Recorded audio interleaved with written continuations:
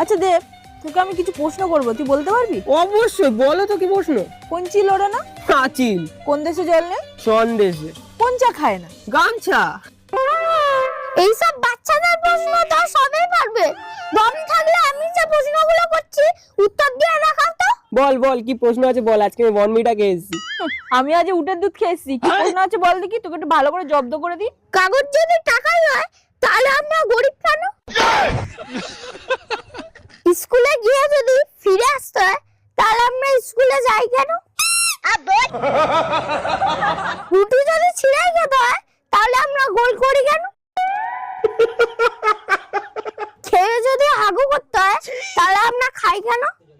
হাম্বা হাম্বা রাম্বা রাম্বা কাম্বা কাম্বা। বাবা দেখি আর বলবো না, বললে যদি ওভারডোজ হয়ে যায়।